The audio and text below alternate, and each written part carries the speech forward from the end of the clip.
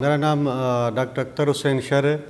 میں assistant professor department molecular biology and genetics. Basically میرا تعلق ڈسٹرکٹ خیرپور میرس تحصیل ٹھہری میرا چھوٹا سا گاؤں ہے ایک رسولہ پور. میری ساری جو کوالیفیکیشن ہے وہ گورنمنٹ اداروں سے وابستہ ہے.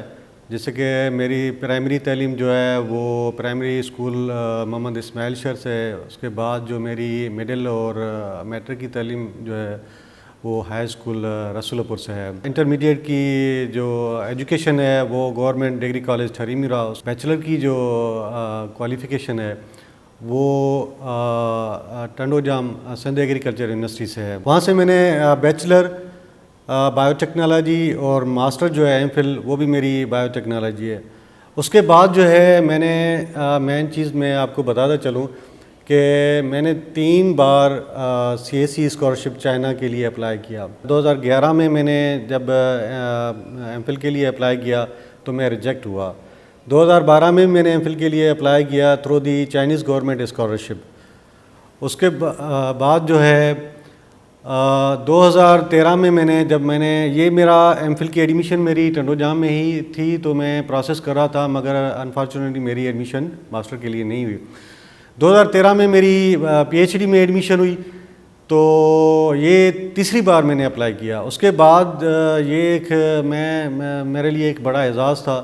میں ایک ولیج ٹرائب سے تعلق رکھتا ہوں اور ایسے کمیونٹی سے تعلق تھا کہ ہمارے ہاں ان چیزوں کی کوئی اویئرنیس نہیں تھی. کیا ایک ہوتا ہے نا کہ شہروں میں یا کسی ایسے علاقوں میں ایک اویئرنیس دی جاتی ہے کہ بھائی آپ کو اس طرح کی اسکالرشپ کس طرح حاصل کرنی چاہیے.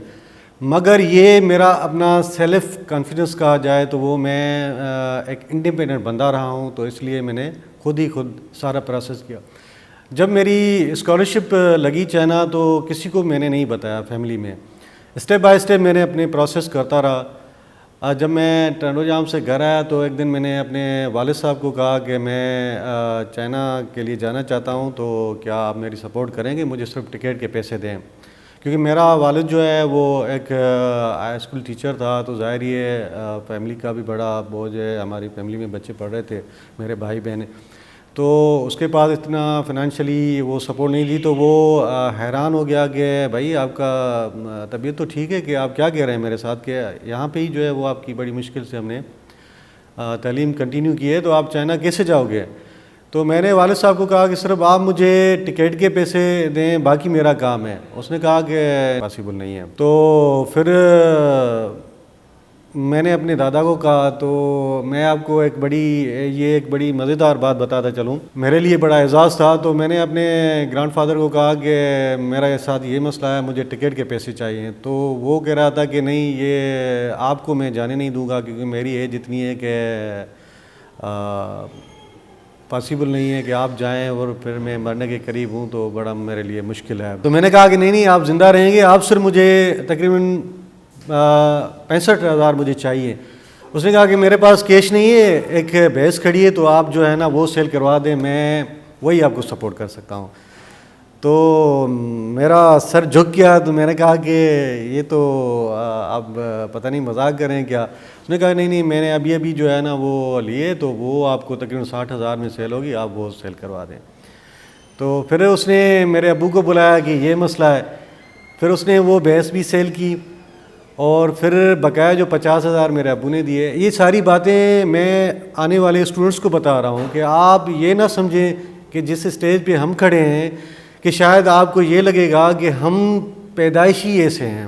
اس طرح کچھ بھی نہیں ہے. ہم بھی اس مرحلوں سے گزر کے آئے. شاید آج کے دور کا جو بچہ ہے وہ ان مرحلے سے نہ گزرے, کیونکہ ان کو سب سے زیادہ فائنینشلی سپورٹ مل رہی ہے. جن کو نہیں مل رہی ہے ان کے لیے یہ باتیں, جو آج کل جن کے دماغ میں یہ ہے کہ ہم پیدائشی جو ہیں وہ اسسٹنٹ پروفیسر ہیں یا PhD اسکالرز ہیں یا ہائیلی کوالیفائڈ ہیں ہم. تو جب میں چائنا گیا تو میرے ساتھ ایک اور بھی ایشو تھا. تو میرے گرانڈ فادر نے مجھ سے وعدہ لیا کہ بھائی 6 ماہ آپ نے پہلے ایک شادی کی ہے اپنی کزن کے ساتھ, ظاہر ہے وہ مسئلے کریں گے, آپ مجھ سے وعدہ کریں کہ آپ اس کو ساتھ لے جائیں گے. میں نے کہا کہ میں آپ سے وعدہ کرتا ہوں کہ میں اس کو نہیں چھوڑوں گا کیونکہ وہ میرا لائف پارٹنر ہے. تو میں نے اتنی ٹف لائف میں وہ اپنی فیملی کو بھی سپورٹ کیا اور اپنی جو میری لائف پارٹنر تھی میں چائنا اس کو بھی ساتھ لے گیا. یہ میرے علاقے کی پہلی میری وائف ہے جس کو میں نے فارن لے کے گیا. فارن لے کے گیا تو سارے جب میں واپس آیا تو کوئی یقین نہیں کرا تھا. میں نے اس کا پروسیس کیا تو سارے مذاق کر نہیں یہ دھوکہ ہے یہ ہے وہ ہے. جب میں اس کو لے گیا تو یہ دوسری بات اس لیے میں بتا رہا ہوں اپنی لائف کے بارے میں کہ ہم فیمیلز کو پروموٹ نہیں کرتے. اپنے لائف پارٹنرز کو جب ہم کسی منزل پہ پہنچتے ہیں تو شاید ان کو اکثر لوگ ان کو اگنور کرتے ہیں. یہ میں ولیج سائڈ کا آپ کو ایک ایگزامپل دے رہا ہوں, میں اپنے علاقے کی بات بتا رہا ہوں. تو یقین مانیں جب میں اپنی وائف کو لے کے گیا تو اس کے بعد جو لوگ بھی اس طرح کی پروسیس میں گئے ہیں فارن تو انہوں نے بھی اس چیز کو کنٹینیو کیا ہے. اس کے بعد جب میری پی ایچ ڈی جو ہے وہ ایک سبجیکٹ ایسا تھا کہ بائی چانس چائنا میں یہ ہوتا ہے کہ آپ نے جس میں ایڈمیشن لی ہے تو آپ کو وہی ڈپارٹمنٹ کنٹینیو کرنا ہے, اسی سپروائزر کے انڈر میں کام کرنا ہے. بائی چانس یہ ہوا کہ وہاں پہ فارن کنٹریز میں جو ڈیولپ کنٹریز ہیں وہاں پہ یہ چیز ہے کہ آپ یہاں پہ فار ایگزامپل میرا ایک بایو ٹیکنالوجی سبجیکٹ تھا تو وہاں پہ بایو ٹیکنالوجی کے ایک بڑے بڑے ادارے ہیں, بڑی بڑی فیکلٹیز ہیں, وہ ڈپارٹمنٹ نہیں رہے. تو وہاں پہ ایک بایو انفارمیٹک کا مجھے سپروائزر ملا. میں نے اس کو کہا کہ سر بایو انفارمیٹک تو میں نے پڑھی نہیں ہے, کیا آپ میری سپورٹ کر سکتے ہیں چینج؟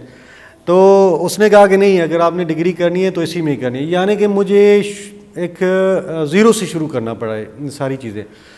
اور میرے لیے بڑی اعزاز کی بات یہ ہے کہ پاکستان یعنی سندھ کا تو میں بتا سکتا ہوں ہم 4 پی ایچ ڈیز ہیں بایو انفارمیٹکس میں اور کوئی بھی نہیں ہے.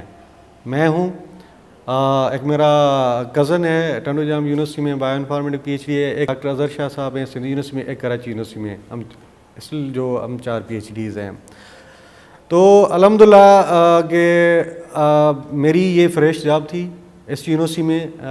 اس ٹائم جو وائس چانسلر تھا وہ ڈاکٹر ارشد سلیم صاحب تھے. انہوں نے 2 بار میرا انٹرویو لیا. اس کے بعد جو ہمارے ریگولر بورڈ ہوئی, سارا پروسیس ہوا. اب ہمیشہ میں اپنے اسٹوڈنٹس کو کہتا ہوں کہ بیٹا آپ جو میرا سبجیکٹ ہے وہ پورا کا پورا ڈپینڈ کرتا ہے آئیڈیاز کے اوپر بایو انفارمیٹک. تو آپ آئیڈیاز کریٹ کریں اور آپ انوویٹو بنیں. جب آپ آئیڈیاز کریٹ کریں گے اور انوویٹو بن کے کوئی آپ چیز اس جدید دور میں لانچ کریں گے تو شاید آپ کو جاب کرنے کی کوئی ضرورت نہیں ہے.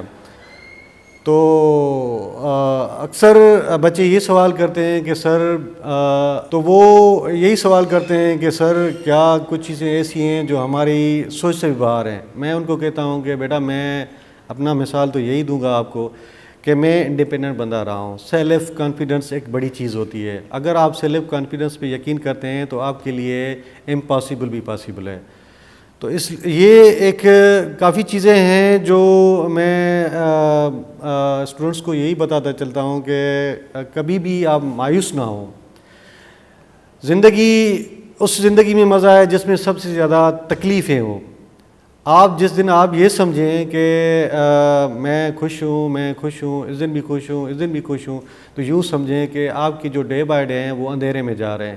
جس دن آپ کے اوپر تکلیفیں آتی ہوں گی یوں سمجھے کہ آپ کامیابی کی طرف جا رہے ہیں. دوسری بات کہ بچے کہتے ہیں کہ سر ہم تھوڑا سا اگر کوئی کلاس میں کچھ پوچھنے کی کوشش کرتے ہیں یا کچھ کرنے کی کوشش کرتے ہیں لوگ ہمارے اوپر تنقید کرتے ہیں. تو میں بچوں کو کہتا ہوں بیٹا یہ سمجھیں کہ جب آپ کے خلاف کوئی بات کرتا ہے تو یہ آپ کو کنفرم ہو جائے کہ آپ کامیابی کی طرف جا رہے ہیں. یہ نہ سمجھیں کہ لوگ آپ کو اگنور کریں اور آپ اگنور ہوتے جائیں یا آپ احساس محرومی میں ڈوبتے جا رہے ہیں. تو کبھی بھی ان چیزوں کو آپ جو ہیں وہ غور نہ کریں.